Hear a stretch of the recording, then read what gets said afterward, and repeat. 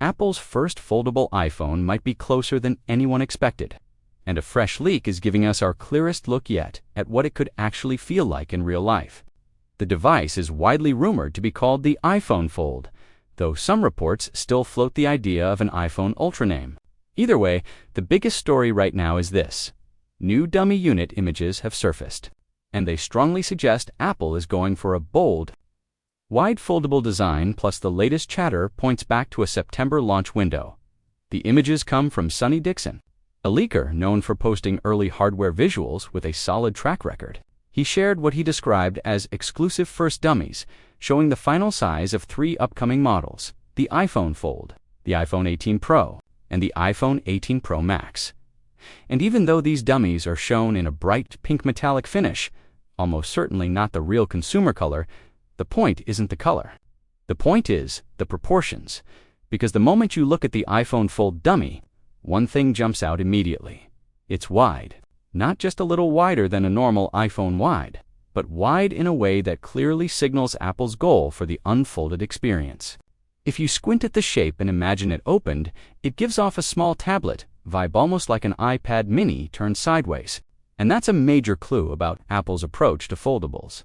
Most foldable phones on the market today open from a normal phone shape into something closer to a near-square mini tablet. But there's a reason most tablets aren't designed to be almost square. Wide displays generally make more sense for watching video, reading, browsing, typing, and multitasking. So if Apple is truly choosing this wider folded form, it likely means the company wants the unfolded iPhone Fold to feel like a more natural tablet, not a compromised shape. The comparison shots next to the iPhone 18 Pro and iPhone 18 Pro Max make things even more interesting. The Pro models look like the continuation of Apple's familiar premium slab design, and when the foldable sits beside them, the fold appears shorter and stubbier. That visual difference is important, because it changes how you imagine the device in your hand and in your pocket. In folded form, a shorter height could make it feel more compact than a Pro Max, even if it's wider. And no, this doesn't look like a flip phone, the kind that folds down from a normal phone into a smaller square for maximum pocketability. This looks like a book-style foldable, built to open into a larger canvas. Still, the shorter footprint suggests it could slide into a jeans pocket more easily than you might expect, assuming Apple keeps the thickness under control. Thickness is the make-or-break detail for foldables. A wide foldable that becomes too chunky when closed can feel awkward fast. But if Apple manages a slim profile, the wide and short design could actually be a smart, everyday trade-off. Now, let's talk about the unfolded display size, because that's the whole promise of a foldable iPhone. Early reports have suggested the iPhone Fold's unfolded screen could be a little smaller than the original iPad mini. If that ends up being true, it tells us Apple isn't necessarily trying to build a giant pocket tablet. Instead, it sounds like Apple is aiming for that sweet spot, noticeably bigger than an iPhone Pro Max, but still compact enough to feel practical, big enough to make web pages, spreadsheets, email, video, and multitasking feel meaningfully better, without turning the device into something you only want to carry sometimes. Of course, design is only half the story. The other half is timing, and the iPhone Fold release date has been a roller coaster of rumors lately.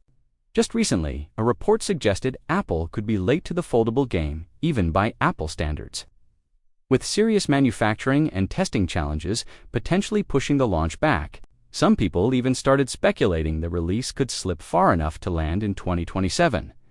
But now, the tone is shifting again.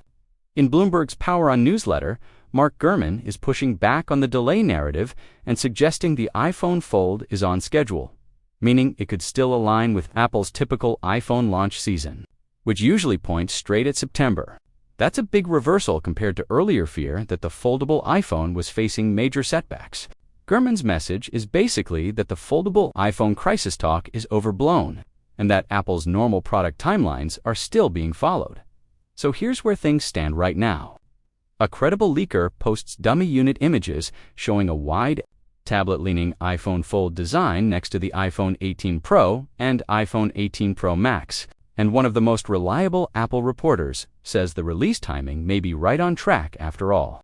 If these leaks hold up, Apple isn't just making a foldable iPhone to check a box. It's trying to make one that opens into a more usable, tablet-like. Displace something that feels closer to iPhone meets iPad mini than iPhone that turns into a square. And that's exactly why this leak is such a big deal. It doesn't just say a foldable iPhone is coming.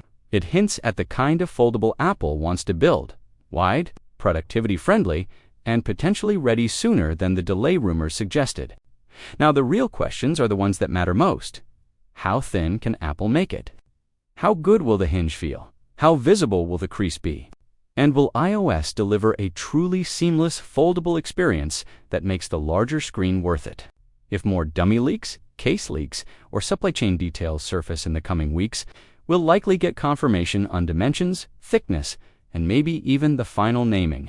But as of right now, the iPhone Fold looks real, looks wide.